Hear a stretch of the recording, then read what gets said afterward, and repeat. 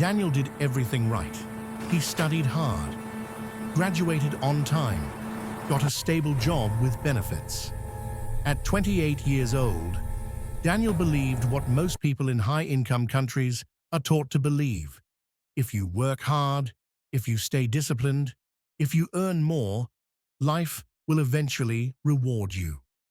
Every morning, Daniel put on his suit, grabbed his coffee, and joined millions of others commuting through crowded streets, chasing the same version of success.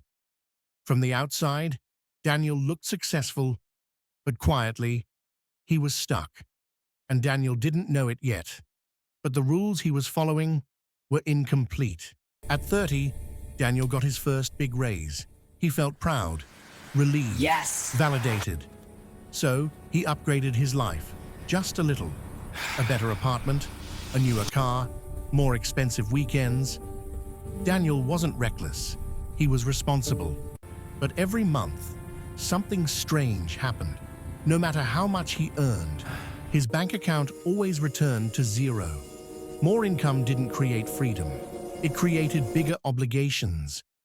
Daniel didn't realize it yet, but he was on a treadmill, working harder, moving faster, going nowhere. What no one ever taught Daniel was this: income only supports a lifestyle. It does not create wealth.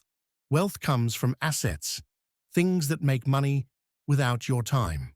The wealthy don't ask, "How much do I earn?" They ask, "How much money works while I sleep?" By 33, Daniel reached a milestone. He bought a house. Family congratulated him. Friends admired him. Everyone said the same thing: best investment you'll ever make. But the house didn't invest in Daniel. Daniel invested in the house. Mortgage payments, property taxes, maintenance, unexpected repairs. Instead of feeling free, Daniel felt pressure. The truth is simple, but rarely spoken. An investment pays you. A home costs you.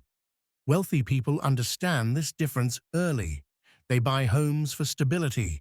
They buy assets for freedom. Daniel had done the right thing, but still felt stuck. By 35, Daniel carried debt, car payments, credit cards, monthly obligations.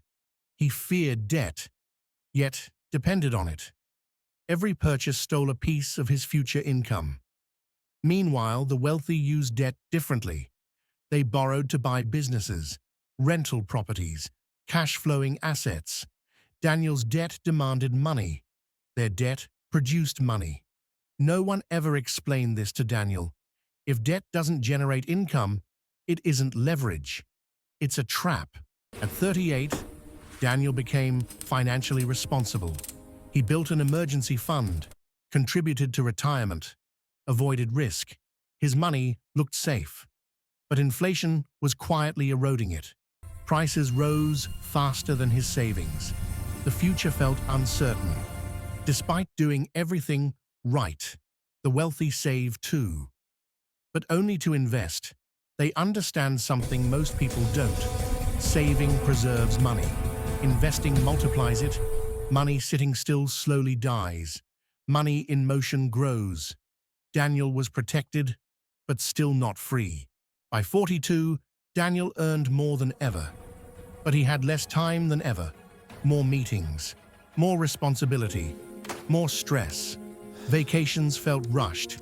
Weekends disappeared.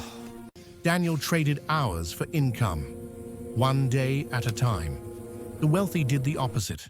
They built systems, delegated tasks, automated income.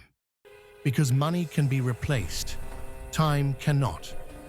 This was the final rule Daniel never learned. True wealth is control over your time. At 45, Daniel finally understood. The system didn't fail him. It trained him to be safe, not free. But the moment Daniel learned the rules, everything changed. He stopped chasing income, started building assets, protected his time. And this is the truth. The middle class isn't broken. They're just playing by the wrong rules. Learn the rules early. And you don't just change your finances, you change your entire life. And this was only the beginning of Daniel's story.